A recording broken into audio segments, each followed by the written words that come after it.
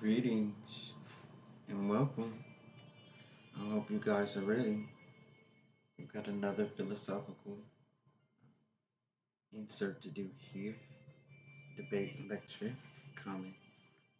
Before we get started, I'd like to say to each and every one of you, thank you for all your support as we move forward. And for those that are just getting on board, welcome. And I'd also like to bestow divine protection, divine guidance, divine wisdom, and divine understanding and divine patience upon you all that receive all the philosophical lectures from this insert and the ones from the beginning. Thank you once again. Before we get started, I'd like to give an update uh, for O Sacred Water Spiritual Academy of Peace.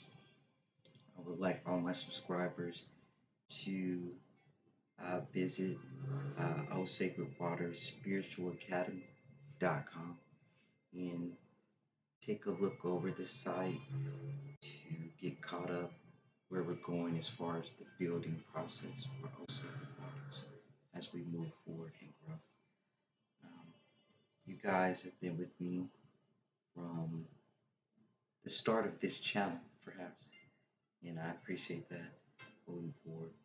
I would like for you guys to make sure that you're keeping up with O Sacred Waters and the progress that we're making as an institution of spiritual education and enlightenment. I'm gonna need you guys. I hope I can count on your support. Now, I know I went over the philosophies and reviewed a lot of things, right? Repetition, study, right? And I know I mentioned that you guys were going to be able to leave comments and this and that before.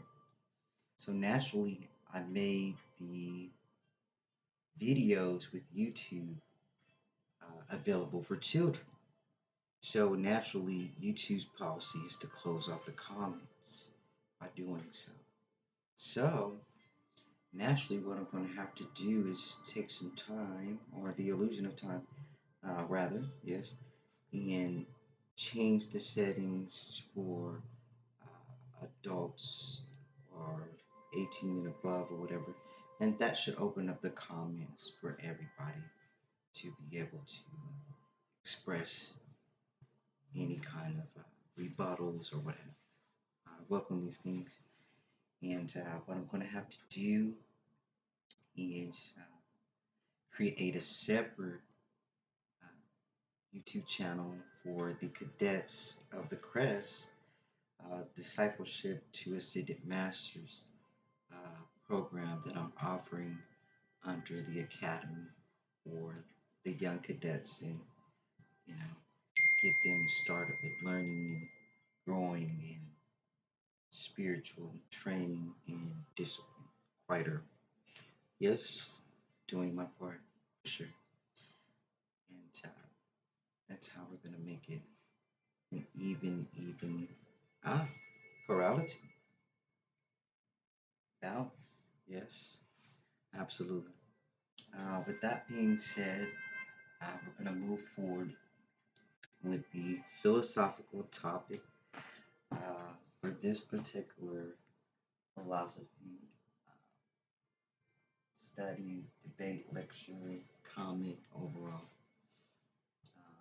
The last one we went over obviously was for discipline, naturally, and it was very intense, but very necessary, very needed for spiritual guidance and growth to elevate up top. Yes, yes. So I took some time, you know, the illusion time, thinking, as philosophers always do, uh, to create the narrative to keep us flowing and going and wanting for us to grow as a higher spiritual civilization. somewhat a rebirth of a thing. Right? And these are the steps and the guidelines to, you know, do's and don'ts. Guidance, yes. So it's going to go with,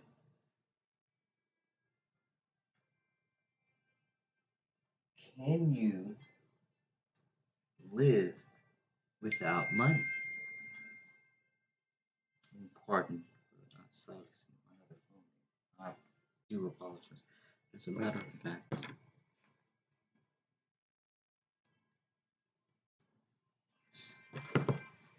forgiveness, yes. Gratitude. From the top, we're going to go with all together instead, yes. Without money, how would your behavior be? Without money. And if it was not needed, what would your character and behavior be like without money? Oh, yes, yes, indeed. For starters, the need for accountability would have to be sufficient. I do believe if it was not needed and others had to go without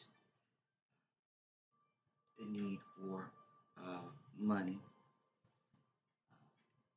people would hold themselves more accountable because then accountability become more valuable.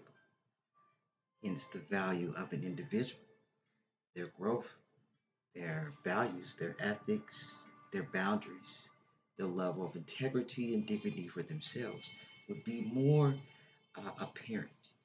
It would be more upfront than the perception of the financial construct of they look like they're wealthy, right?